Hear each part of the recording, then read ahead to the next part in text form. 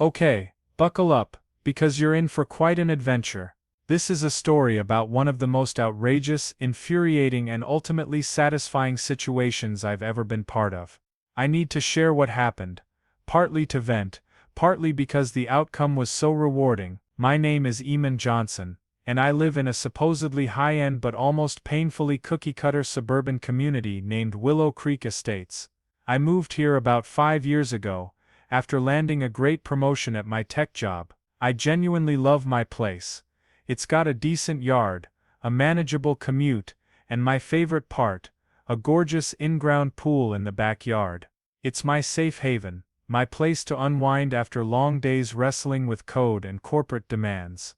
I've always felt a sense of pride, because that pool represents the results of my hard work. Things began to stir up trouble one bright Saturday. The sun was shining like a spotlight, the air was warm but not stifling, and I had the day off. Perfect timing for a lazy afternoon swim. I put on my go-to floral swimsuit, grabbed a cold lemonade, and drifted around the pool for hours, just letting the water melt away my stress. As late afternoon crept in and the temperature started to cool, I decided to climb out. I grabbed the big solar cover I use to keep leaves out, lined it up carefully, and began securing it around the pool edges.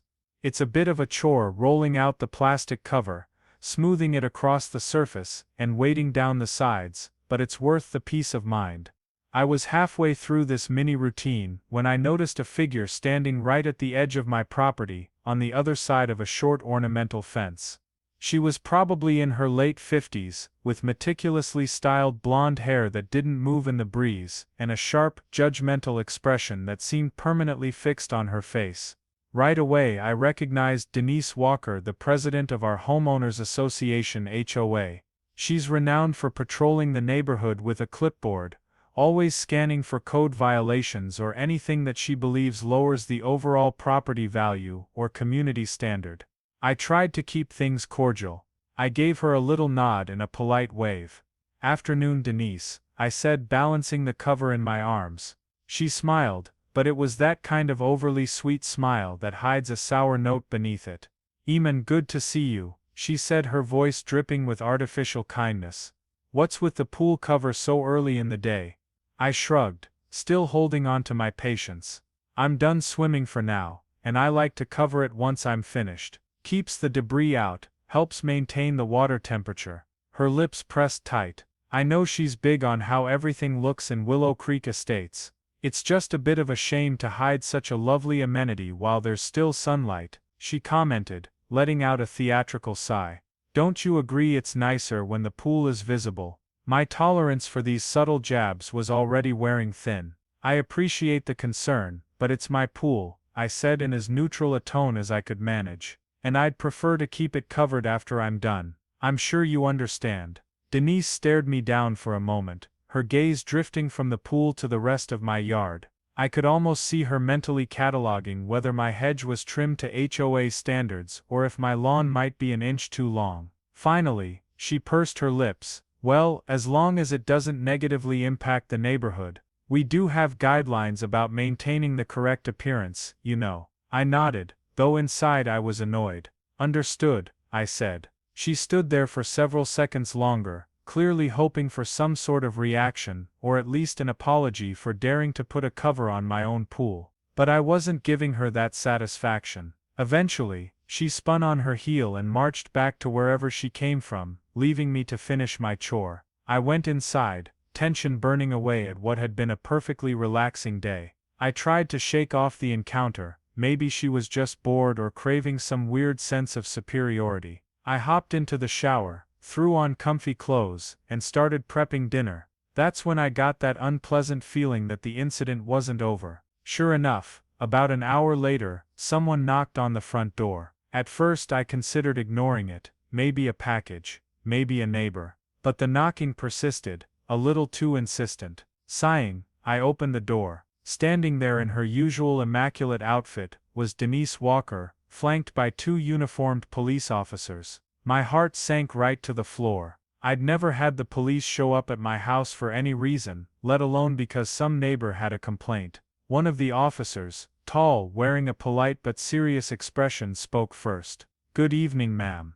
We got a call about possible suspicious activity. Would you mind if we ask a few questions?" I looked at Denise, who was practically glowing with that sugary smile again. She said, "I'm sorry, Eamon, but I was concerned. You covered your pool so early, and I haven't seen you come back out. It just seemed odd." I stared at her, genuinely stunned. She'd called the police because I put a cover on my pool and then stayed inside my own home. "Ma'am," said the officer, shooting me a sympathetic look, "can you tell us if everything is okay here? Any reason for your neighbor to be worried?" I took a calm breath, though inside I felt like yelling. "I'm perfectly fine," I replied, locking eyes with Denise. "I covered my pool because I finished swimming.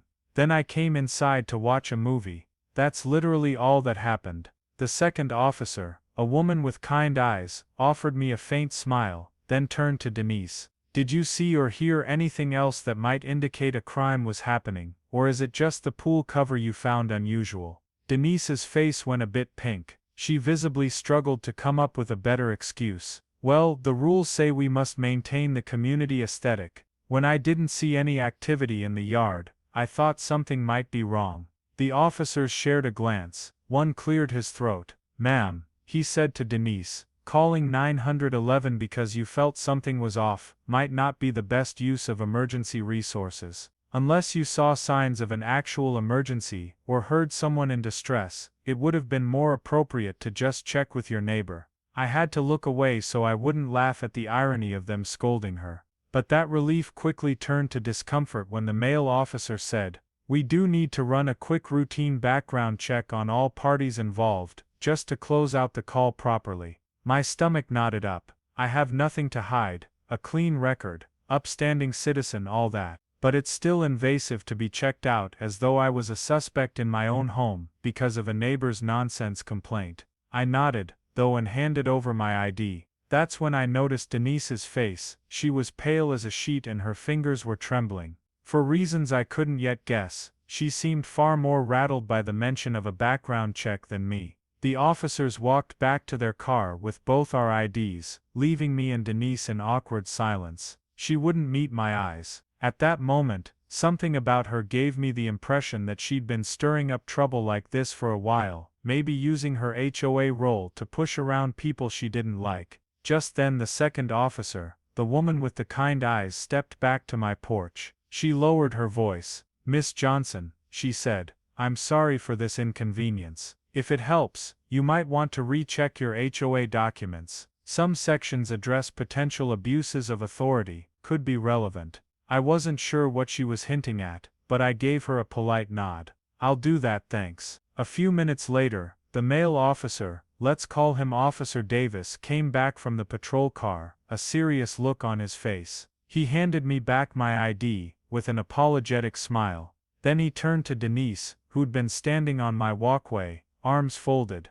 eyes shifting around anxiously. "Miss Walker," he said, "we need to have a word." They stepped out of earshot, near the curb. I saw her face go red, then white, then red again. She was talking fast, arms waving in that universal sign of protest. Meanwhile, the female officer stayed near me, arms crossed, an almost sympathetic look on her face. "Miss Walker," Officer Davis finally said loud enough for me to catch, "you'll need to come down to the station with us to answer a few questions." Denise's tone went high-pitched. But I haven't done anything wrong. This is a misunderstanding." Officer Davis remained calm. "We've found enough irregularities in our database search to warrant more investigation. Please cooperate and come with us." I watched stunned, as they actually put cuffs on her. I was so taken aback, I couldn't even celebrate the irony. Denise looked at me with pure shock, like she couldn't believe her plan to harass me had flipped around on her. Once they escorted her away, the female officer, Officer Brown, I believe, explained a bit more. Turns out, the background check uncovered a few issues, unsettled legal disputes, suspicious finances tied to the HOA treasury, even some old complaints for intimidation. The officer told me discreetly that they'd been building a case, but needed an excuse to dig deeper. Her calling them for such a flimsy reason gave them exactly the cause they required to check her background on the spot. I stood on my porch for a long time after they left, trying to piece everything together. Denise had apparently been using her position to bully residents for years, and she might have been funneling HOA funds for personal gain. Her big mistake, calling the cops on me for covering my own pool, thereby giving them the green light to do a thorough check on her. Before I went to bed, I rummaged through my files until I found the HOA packet I'd received when I moved in. It was about an inch thick, full of legalese. I eventually found the section the officer alluded to, a rule that effectively said, if an HOA board member misused their authority, harassed neighbors, or displayed discriminatory behavior, they could face immediate removal and potential legal consequences. The text was dense, but I realized it might be relevant if she tried to keep messing with me, or if I wanted to take action. Sure enough, the very next day, I heard from multiple neighbors that Denise was in serious trouble. The word embezzlement was floating around, along with misappropriation of HOA fees. People said she often filed suspicious reimbursement requests for neighborhood improvements that nobody ever saw. The story absolutely exploded in Willow Creek Estates. Some folks admitted they'd felt uneasy about her for a long time. Others had run-ins with her that ended in threats of fines or violations for minor things like a slightly mismatched fence color. But nobody had thought to challenge her, because she came off as so official, so powerful. Still, the process wasn't instant. While the police were investigating her finances, the HOA board had to figure out what to do. An emergency meeting was scheduled, and half the neighborhood showed up. Every seat in the community center was taken, and people spilled into the hallway. The tension was almost crackling in the air. Some still defended Denise, believing all this must be some big misunderstanding, while others couldn't wait to see her gone. I sat near the back, not wanting to draw attention, but also prepared to speak about how she'd singled me out for no reason.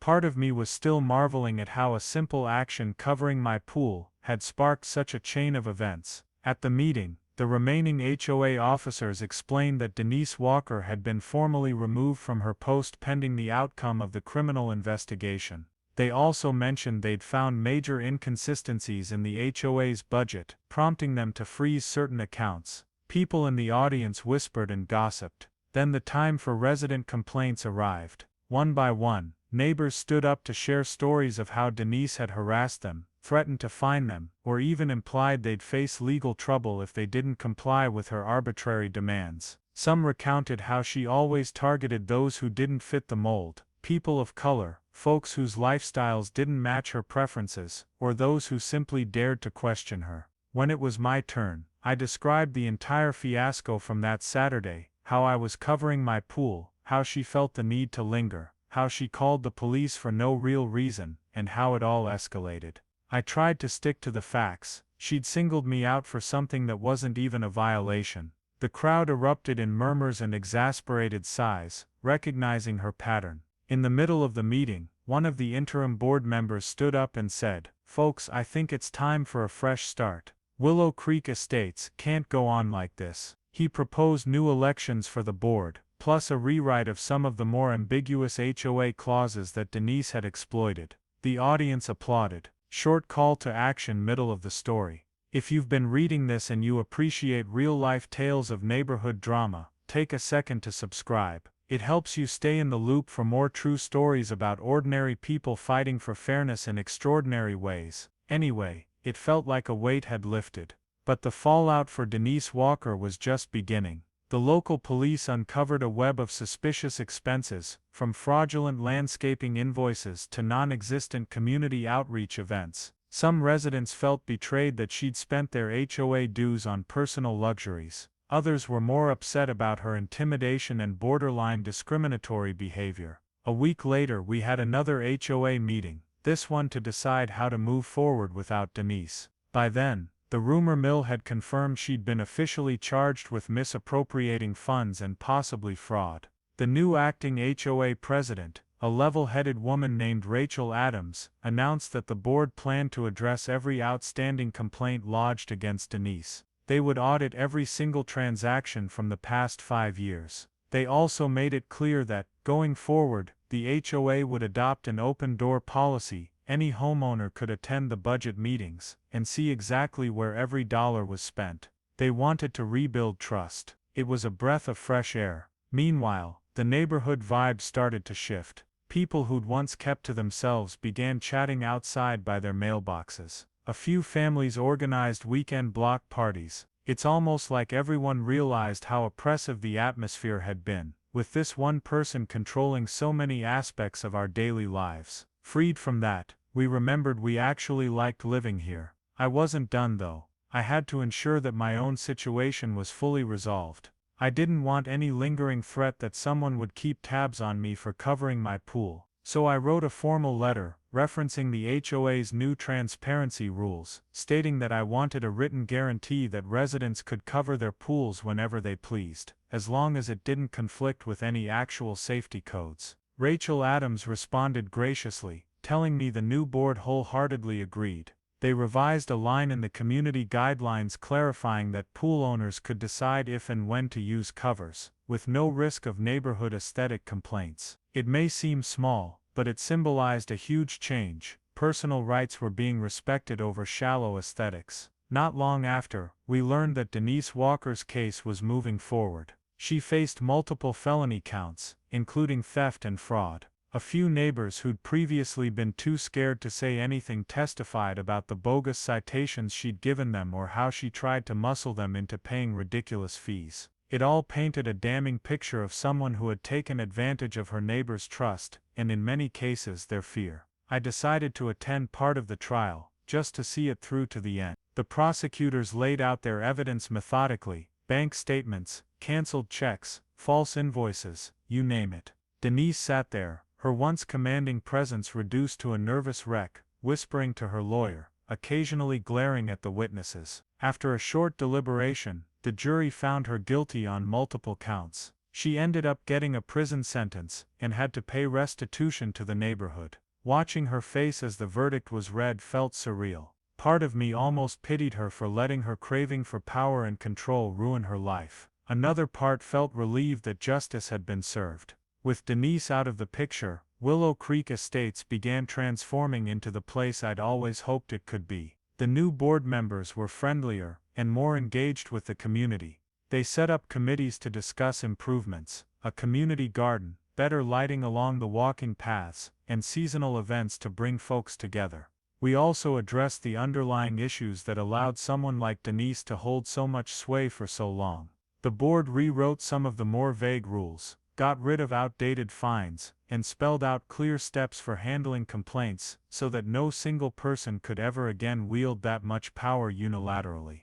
Beyond all the official changes, there was a noticeable shift in how we neighbors treated one another. People started approaching me just to say hi, curious about my pool or my job. Families from various backgrounds mingled at local events without feeling scrutinized. I saw more kids in the park across the street, more people out walking their dogs in the evenings, actually conversing rather than scurrying indoors to avoid confrontation. One bright afternoon, I decided to take a leisurely swim again. The water sparkled under the sun, and as I floated on my back, I couldn't help thinking about how different things were from that day, when Denise watched me, brimming with disapproval. My pool cover was rolled up neatly beside the shed, ready for whenever I wanted to use it. No one would hassle me about how I ran my own home. It felt liberating. After I dried off, I found myself looking around my yard and appreciating how calm everything was. A few months ago, I was on edge because a petty neighbor made me fear for my own comfort in my own space. Now, I felt a sense of pride and belonging. Turns out, Denise's downfall had a silver lining.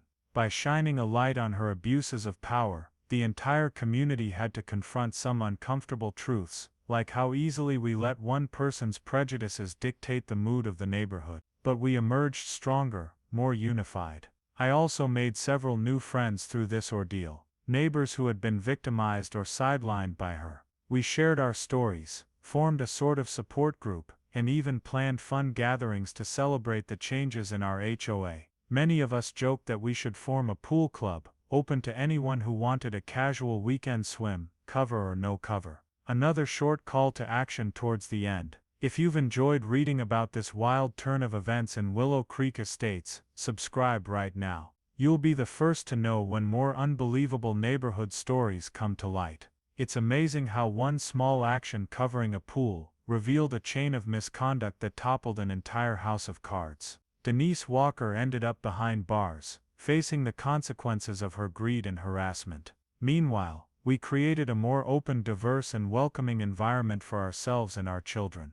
On a sunny day not too long ago, I was tidying up my backyard when I saw a group of kids in the little community park across the street. They were playing a chaotic game of tag, running in circles, giggling like it was the best day of their lives. Their parents, some of whom I recognized, others I didn't, stood around chatting, perfectly at ease. None of them looked like they were worried about a neighbor's watchful eye or petty rule enforcement. They were just living their lives and enjoying the day. That's when it really hit me. By challenging the harassment and standing up to the misuse of power, we paved the way for a happier, more cohesive neighborhood. We replaced fear and intimidation with laughter and connection. People who once felt isolated now felt seen and included. To me, that's the greatest victory. Sure, seeing Denise escorted away in handcuffs was a moment of personal vindication. But the real prize is the everyday life we enjoy now. A community where we can relax, socialize, and cover our pools whenever we please without being policed. The moral, I suppose, is this: never underestimate how a single petty conflict can expose bigger problems, or how a small act of defiance, like covering your pool, can lead to sweeping change. It's not that I set out to become an accidental neighborhood hero, but the chain of events forced us all to confront what we really valued: fairness, respect, and unity. If you're in a similar predicament, maybe dealing with a self-righteous HOA board, or a neighbor who thinks they control the block, take heart. Sometimes you only need one moment of clarity to shine a spotlight on everything that's wrong. From there, it's a matter of speaking up, reaching out, and insisting on change. And if you're someone just reading along for the ride, I hope this story made you smile, or inspired you somehow. When good neighbors stand together, even the most stubborn obstacles can crumble. From that day forward, I realized that Willow Creek Estates was more than just a suburban development with perfect lawns and a strict HOA.